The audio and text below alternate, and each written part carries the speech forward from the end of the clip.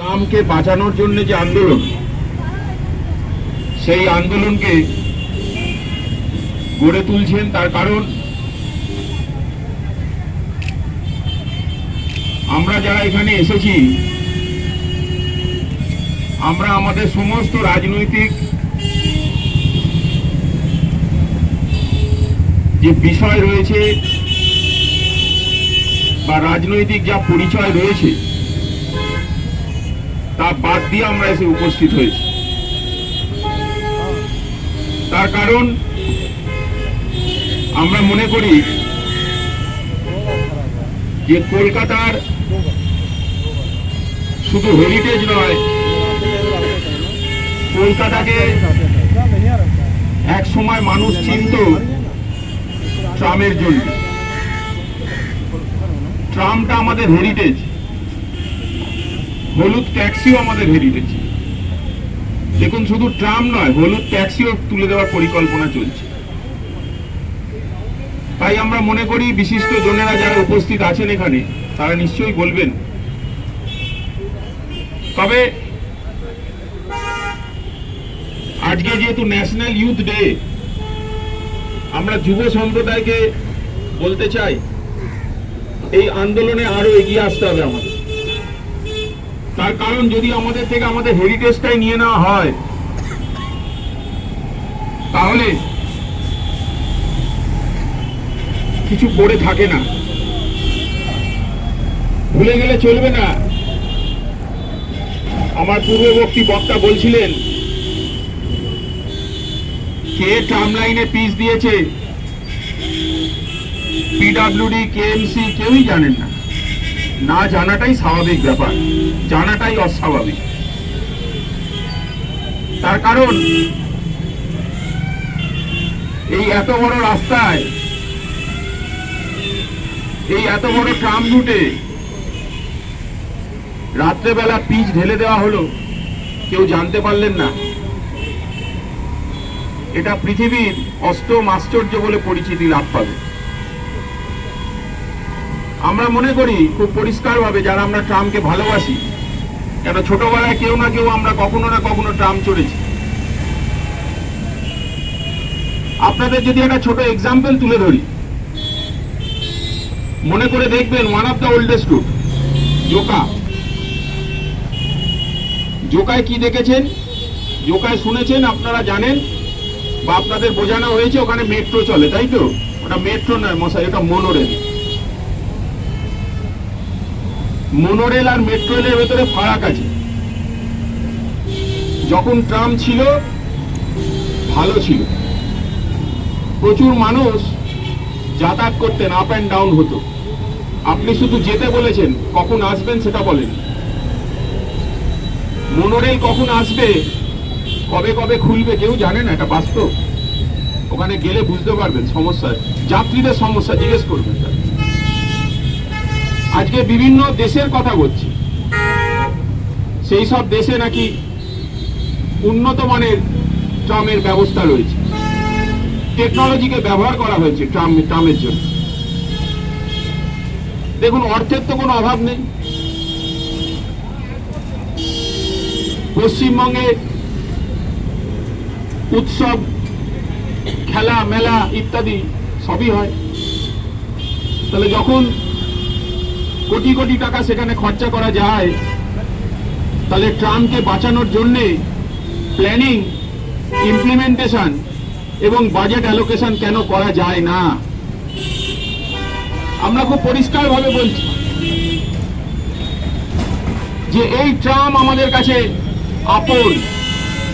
আমরা এই ট্রামকে আপন ভেবেছি, তাই এসেছি এখানে, নাহলে কেউ আমরা আসতাম না।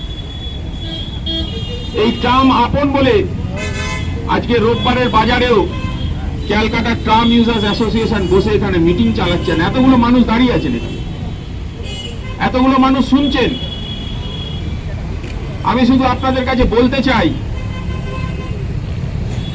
যে পশ্চিমবঙ্গে every subject is political. Some subjects have to be for the people, by the people. Some subject has to be for the people who are thinking for a brighter West Bengal, brighter Kolkata. আপনাদের কাছে এটাও আমি তুলে ধরবো আজকে, যে আমাকে যখন সমানেন্দ্র ঘোষ বললেন যে তোমাকে আসতে হবে সেখানে, আমি বললাম আমি যাব।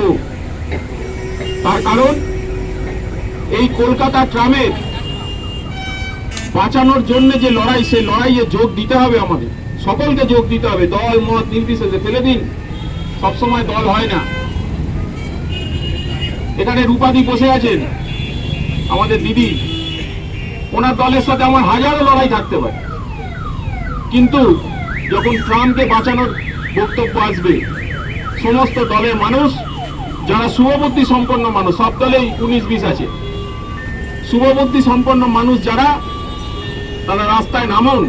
তার কারণ দিনের শেষে আমাদের মনে হচ্ছে কলকাতার নাগরিক হিসেবে যে আমরা যে কলকাতা দেখেছিলাম ছোটবেলায়, যে কলকাতার মানচিত্র, যে কলকাতার ডেমোগ্রাফি, যে কলকাতার চিত্র আমরা দেখেছিলাম, কলকাতা প্রত্যেক দিন বদলাচ্ছে, এটাকে বদলে দেওয়া হচ্ছে। আপনি প্রশ্ন করছিলেন না যে কেন পিস দেওয়া হয়েছে, তার কারণ এই পেছনের দিকে জমিটা জানেন, এরকম ক্যালকাটা ট্রাম কোম্পানির প্রচুর জমি আছে, একটা দুটো জমি নয়। ট্রাম ডিপো তো আছেই, যে ট্রাম ডিপোর এক একটা সাইজ কলকাতা শহরে একটা হিউজ, তার কারণ land is not available, land is scarce in Kolkata. তাই এই যে জমিগুলো রয়েছে, এই জমিগুলো অনেক লোক দেখবেন উল্টো দিকে বিভিন্ন বিল্ডিং এর ওপরে চেয়ার পেতে বসে দেখছে যে কখন এই জমিটা দখল করা যাবে। লোভ এখানে, লালসা এখানে, মাথা এখানে। তার কারণ ইট বালি চুন সুরকির থেকে মাথার ব্রেন যদি না বেরোয়, তাহলে সেই ব্রেনে যা হওয়ার তাই হবে। তার কারণ যখনই সকাল থেকে উঠে চুন সুরকির কথা মাথায় ঘুরবে, তখন এই ট্রাম কোম্পানির জমির দিকেও মাথা যাবে। আর যেটা হচ্ছে, আপনারা জেনে থাকবেন, ট্রাম কোম্পানির একটা হিউজ অ্যাসেট ব্যাংক আছে, ল্যান্ড অ্যাসেট ব্যাংক। ভালো করে খতিয়ে দেখুন, এই ল্যান্ড অ্যাসেট ব্যাংকে কি করে গ্র্যাব করা যাবে, কি করে ল্যান্ড গ্র্যাবিং করা যাবে, তার বুদ্ধি লাগানো হচ্ছে। আমরা জানি রাজ্য সরকার, আপনারা মনে করলেই এই বিষয়টা আটকাতে পারেন। আমরা অনুরোধ করব, আমরা যখন এখানে নেমেছি, আমরা অনুরোধ করতে পারি রাজ্য সরকারের প্রতিনিধিদের কাছে, রাজ্যের মাননীয় মুখ্যমন্ত্রীর কাছে আমরা অনুরোধ করতে পারি, কলকাতা মিউনিসিপ্যাল কর্পোরেশনের মেয়রের কাছে আমরা অনুরোধ করতে পারি যে আপনারা কেন এগিয়ে আসছেন না, কেন এই ট্রামকে বাঁচানোর জন্যে আপনারা এগোচ্ছেন না। যদি বিভিন্ন জায়গায় দুর্গা প্রতিমা, তাদেরকে কনজার্ভ করার জন্যে, তাদেরকে রেখে দেওয়ার জন্য ব্যবস্থা করা হয়, এই পশ্চিমবঙ্গের এই কলকাতার মাটিতে কেন যে ট্রাম আমাদের হেরিটেজ, সেই ট্রামকে বাঁচানোর জন্য এগিয়ে আসবেন না? এগিয়ে তো আপনাদের নিজেদের থেকে আসা উচিত। আজকে আন্দোলন করে বলতে হচ্ছে রাস্তায় নেমে, এটাই আমাদের দুর্ভাগ্য। এটা তো বলার দরকার ছিল না, এখানে তো আসার প্রয়োজন ছিল না আমাদের। যে সরকার, আমি অনুরোধ করব, ভাবুন, আপনারা ভাবার সময় এসেছে। এখন যদি না ভাবেন, তাহলে আগামী দিনে দেখবেন গাড়ি আপনাদের মাথার ওপর দিয়ে যাচ্ছে। ট্রাম তো ছেড়ে দিন, ট্রাম উঠে যাচ্ছে, এটাকে আস্তে আস্তে সিক করে দেওয়া হচ্ছে। যে কোনো ইন্ডাস্ট্রিকে যদি সিক করে দেওয়া হয়, সে বেশি দিন আর টানতে পারে না। এটা অটোমেটিক একটা রিফ্লেক্সিভ আছে। তাই আমি বলবো, বিশেষ আর বলার প্রয়োজনীয়তা নেই। অনেকে বলবেন এখানে